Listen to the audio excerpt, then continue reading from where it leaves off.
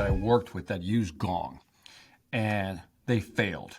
It was a fail. And I want to get your thoughts on this one because I thought it was interesting. By the way, Gong didn't fail them. And here was the point. They brought me as a consultant. They were using Gong, right? And I noticed something that the leader, I'll call it the VP of sales, didn't really believe in the product.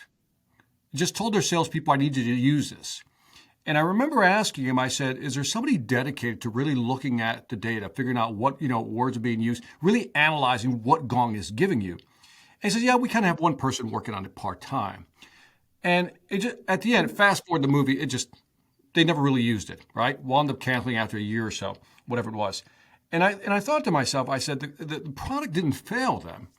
It was the thought leadership pushing it down that failed them.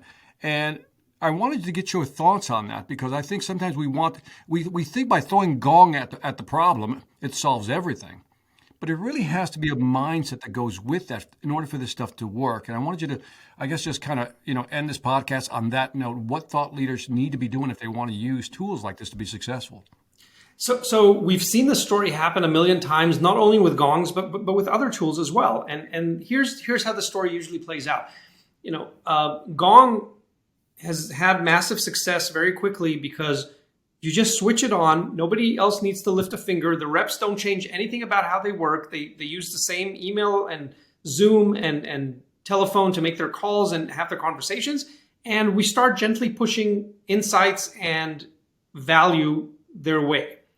Now, our best deployments are where the customer intentionally built a workflow around the new capabilities that Gong gave them. I'll give you an example. There are companies where the frontline managers changed their one-on-ones with their salespeople to review their Gong data and look at the deals board and say, hey, instead of me asking you what's up with that deal and what's up with that deal and what's up with that deal, I built this deal board in Gong. It took me a few minutes. I saw all the information, so I don't need to grill you about the facts. But here's some questions like it shows me that you haven't been in touch with this buyer in 3 weeks, yet the deal is still in commit for this quarter. So how are you expecting to close that or what are you going to do to close that? And then I'm looking at this deal and it seems like that's also in commit, but you haven't been talking to procurement late yet. So when are you planning on contacting them? And then they work Gong into the flow of either the one-on-one calls. At one company, we heard about what they called a Gong party. So once a week, they got the folks in the office together with pizza and a beer, and they picked one sales call from one of the salespeople, and they dissected it. They played the sales call. They stopped every few seconds, and they had folks give feedback on what was great, what could have been done better, and they all learned from that. And then next week's call, is going to be better because they already have learnings from last week. So these are just a few ideas. Most recently, 4 months ago, we launched our Gong Forecast product, which is the first reality-based forecasting tool that helps sales team accurately forecast how the quarter or the year is going to end based on what's actually happening in every deal and not just a mathematical model that nobody understands.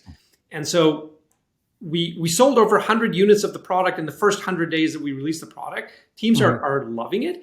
And now they're getting a realistic view of how the quarter is going to end. Now, there's no way that this will happen without commitment from either sales ops or sales leadership to say, this is how we forecast at company Acme now. Right. So you need that leadership commitment to make any tool work. There are no magical tools out there that are going to do your work for you. None. And Gong is not exempt from that. So we do provide a ton of value, even if you just switch it on and do nothing.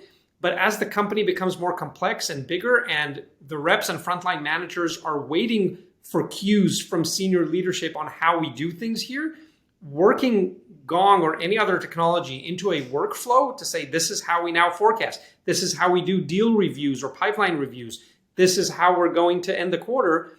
That's how you get the most value out of Gong and any other tool, really. Oh, I love it.